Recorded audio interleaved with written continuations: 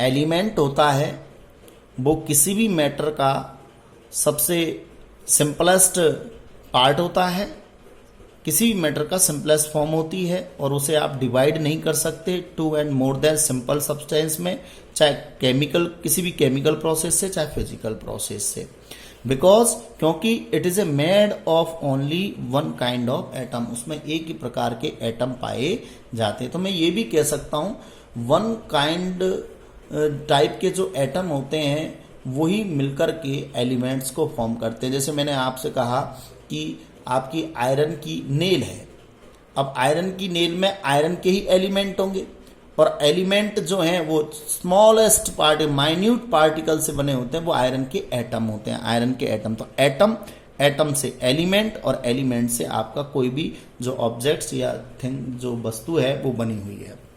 Example भी लिए है, copper is an element, it is made of only copper atom. जो कॉपर है आपका तांबा होता है वो एक एलिमेंट होता है। अब उससे आप कोई भी ऑब्जेक्ट बना सकते हो, तांबे के बर्तन, कई पॉट बनते हैं आपके।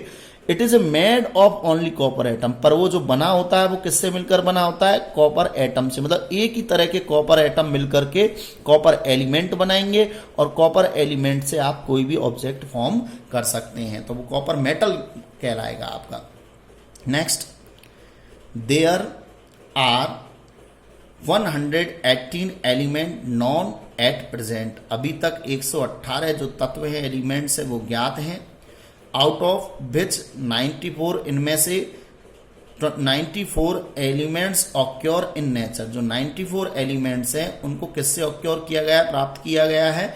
नेचर से प्राप्त किया गया है। वाइल, जबकि द रिमेनिंग 24 एलिमेंट, जो शेष बचे 24 एलिमेंट्स है, हैव बीन प्रिपेयर्ड आर्टिफिशियली, जिन्हें कृत्रिम रूप से लेबोरेटरी में तैयार किया गया है। तो कुल मिलाकर के जो एलिमेंट्स हैं, उन नंबर ऑफ एलिमेंट्स अगर देखा जाए प्रेजेंट टाइम पर तो 118 मतलब 118 एलिमेंट्स आर नॉन, ज्ञात हैं, जिनमें से 94 जो एलिमेंट है वो तो हमने नेचर से ऑब्टेन कर लिए हैं। शेष जो रिमेन रहे हैं 24 एलिमेंट्स, उन्हें अपन ने आर्टिफिशियली रूप से प्रिपेयर किया है, तैयार किया इन द लेबोरेटरी के अंदर।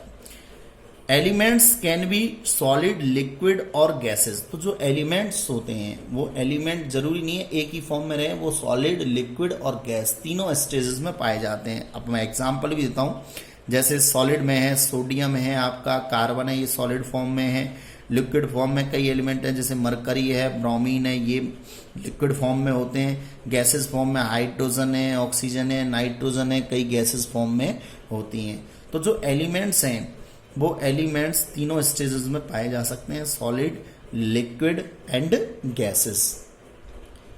तो जितने भी अपने एलिमेंट्स थे उन एलिमेंट्स को अपन ने 3 टाइप्स में क्लासिफाई कर दिया या उसको अपन ने वर्गीकृत कर दिया।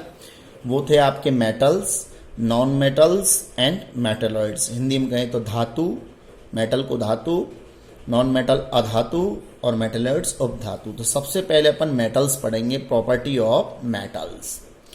मेटल्स में कौन कौन आते हैं? देखो, सिल्वर आपकी चांदी है, गोल्ड सोना है, आयरन लोहा है, एल्यूमिनियम है, are some example of metal. ये कुछ एग्जाम्पल है जो मेटल के, वैसे और भी बहुत सारी लगभग मोर देन 80 जो है कि एलिमेंट्स जो हैं वो मेटल फॉर्म में होते हैं। अब प्रॉपर्टी क्या क्या होती है मेटल की, ध्यान से सुनिए। Metals are good conductor of heat and electricity. जो मेटल्स होते हैं, जो धातु होती है, वो गुड कंडक्टर होती है किसकी? हीट की और इलेक्ट्रिसिटी की। मतलब उनमें इलेक्ट्रिक करंट आसानी से फ्लो हो सकता है, हीट का भी उसमें 1 पॉइंट से अनदर पॉइंट की ओर उसमें हीट का फ्लो हो सकता है। तो metals are good conductor of heat and electricity.